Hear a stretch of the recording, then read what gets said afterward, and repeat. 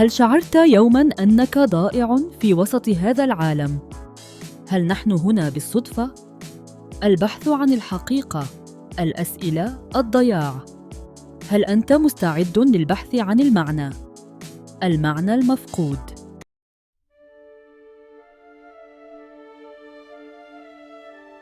Depuis le moment où j'ai commencé à percevoir le monde, une voix ténue résonnait en moi.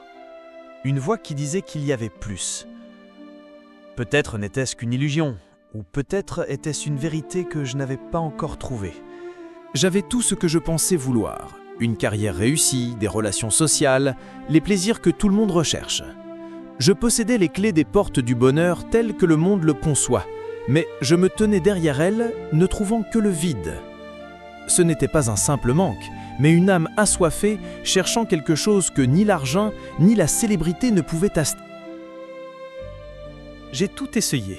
J'ai voyagé aux confins de la Terre, expérimenté toutes sortes d'aventures, plongé dans les mers de l'art et de la musique, mais chaque moment de joie était éphémère, laissant derrière lui un vide plus profond qu'avant. J'avais l'impression d'assembler les pièces d'un puzzle qui ne serait jamais complet, car la pièce la plus importante manquait.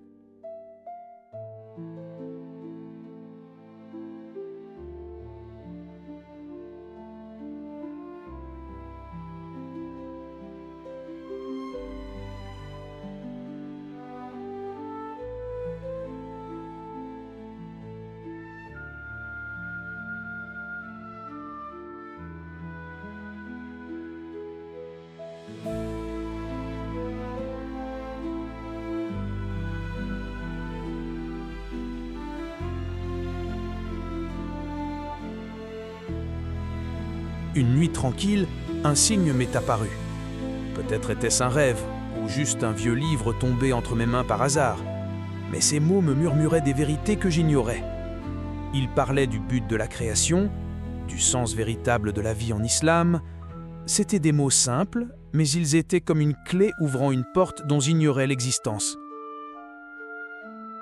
Et la quête a commencé. Plus je m'enfonçais, plus je trouvais des réponses.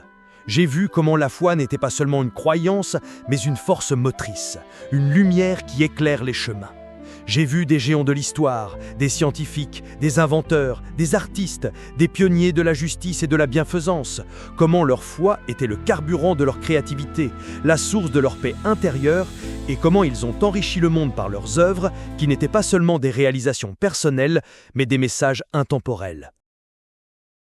J'ai réalisé que le vide dont je souffrais n'était pas un manque matériel, mais un manque spirituel. Un manque de connexion avec quelque chose de plus grand, quelque chose qui donne un sens à tout. J'ai commencé à voir le monde avec des yeux différents, des yeux qui voient la beauté dans chaque détail et la sagesse dans chaque épreuve.